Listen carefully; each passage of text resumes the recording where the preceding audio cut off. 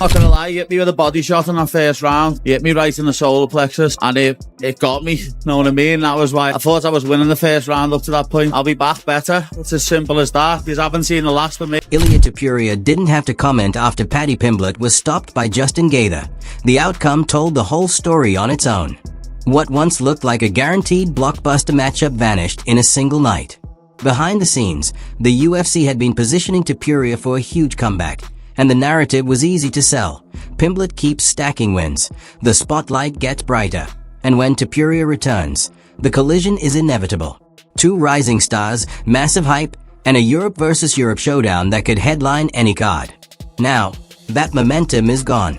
Fuck do you want, really? How many fights do we sit through, whether it be boxing or MMA, where you've got two fighters in there who are, yes, they're fighters, but they're not fighters to the level that some people are. There's some fighters who were willing to die to win a world title. That's what we were talking about in there tonight. They were risking it all. They never took a step backwards. They were constantly trying to brutalize each other. That was a throwback to the days when I first started watching MMA. Those are the fights that built the UFC. We're talking Randy Couture, Chuck Liddell, BJ Penn. We're talking a level of violence that blew a demographic of men away, where we were like, holy shit, we need to start watching fucking this cage fighting shit. This was a throwback to those classic old MMA fights. Yes, it might not have been the best technical fight you've ever seen. Who gives a shit? Sean O'Malley's fight, the fight beforehand, very technical. Will anybody remember it? Will they fuck? No disrespect to Sean, he's a fucking talented fighter. But when it's do or die like that, it just fucking, it lives in the memory. And that's a fight of the year contender. We're in January.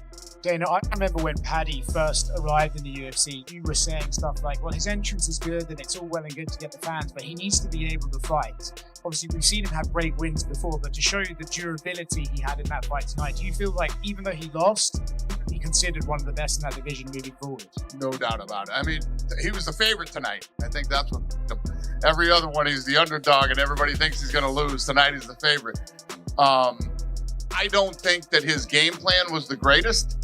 Obviously, tonight he showed he is tough, he is durable, and almost I mean, especially against Gaethje. And you're eating those punches from him. You know, it's one thing to say, listen, I'm going to come out. I know I believe in my durability. I believe in my chin, and I'm going to go toe-to-toe with this guy. But when it starts to not work, at some point you got to say, you know what? It's the third round. I got 2 rounds left. I might want to try to take him down and submit him here. Oh! Pimblett standing up like a fucking Christmas tree. Shoot, you fucking oh, good lord. There we go! Justin can fight this all day. He can do this all day long. He'll do the jab, he'll come behind it, get close, and then he's gonna get you close to the octagon. He's gonna start fighting you with his hands. He's gonna hit you with the right hand. That's what he does. And he's pulling away. For somebody with good grappling, it's like, go underneath, shoot a takedown. He's trying to fight a bull that you don't have the power to beat the bull. And all Paddy has to do is go to his back and he's good. Go around him, Justin. Just go around him. Justin Gaethje won that. I think Paddy Pimblett did not follow the corner's game plan. It was the classic contrast that sells fights. Composure against unpredictability. Technical precision versus pure bravado. The kind of matchup that prints money. Then Justin Gaethje stepped in and flipped the script. Paddy Pimblett wasn't humiliated or steamrolled. Far from it. He showed grit, durability, and a jaw that refused to quit. But heart doesn't show up in the win column. And in the UFC, the result is what reshapes everything for Ilia Topuria. This outcome stings for more than one reason. A fight with Pimblett was never just about a title. It was about catching the moment at its loudest. Beating Paddy while the hype machine was at full throttle would have carried extra weight, extra emotion, and long-term significance. That window has now closed. Instead of a heated rivalry fueled by momentum, Ilia is left looking across the cage at Justin Gaethje. And Justin Gaethje won rounds 1, 2, and 4. Very clear, by the way, as well, especially in the first 2 rounds. And Pimblett won rounds 3 and 5, I thought. Very clearly in round 3. And then round 5 was a scrappy round that I thought he got the better of. This was a great scrap. I have no idea how Paddy Pimblett did not get flatline KO'd on about 50 different occasions. If he lost, yes, he did lose. And if he lost any stock from this, The one saving grace is that he's been saying for a long time, we don't get knocked out, lad. And that would be the worst thing to happen to him. If he got KO'd in one of these fights badly, that would just be his ridicule forever. What happened to Scousers don't get knocked out, and it'd just be images of Paddy Pimblett out cold. I have no idea how he didn't get flatlined in this fight. Justin Gaethje was cracking him with so many overhand rights. And the worst part was, it's not even like you were understanding why he took the shot so well. Oh, he was rolling with that one. Oh, he tucked into that one a little bit. He saw it coming. I could see the shots coming. I was wincing while Gaethje was loading up because you could see Pimblett leaving exchanges with his chin up in the air and just getting his whole jaw span. And somehow he's still in the fight and throwing back. Absolutely crazy fight. Justin Gaethje started very slow, but picked it up towards the end of round 1 with a big knockdown against the cage. It should be mentioned, even though it's going to be seen as biased for me to bring this up, I bring up fouls in every fight breakdown I do. I know I wanted Paddy to win, but I am going to bring up the fouls. Gaethje fought very fucking dirty in this fight. A lot of eye pokes, a groin shot as well. I think Paddy Pimblett had a groin shot that he landed too, but that was towards the end of the fight where it was just an absolute mess of a scrap between the two of them. He delivered in the main event, it's capped off with a war. Just give us your thoughts on Justin Gaethje and Paddy Pimblett delivering a 5-round battle. Yeah, I mean, what a couple. So Paddy Pimblett at the weigh-in yesterday says, I'm going to knock this motherfucker out tomorrow. And I was like, that's interesting. And he never abandoned that game plan. Even when, he got dropped a couple times, I kept waiting for him. I'm like, he's eventually going to have to shoot and try to submit him. Now, I didn't know Paddy Pimblett had a chin like that till tonight. And, yeah, absolute dogfight in a war, and much respect to both guys. No, I love it. This guy, I love everything he's been saying. He's definitely sounds overconfident. He's out here disrespecting legends like Justin Poirier. I'm going to dog walk this English on Saturday. You watch.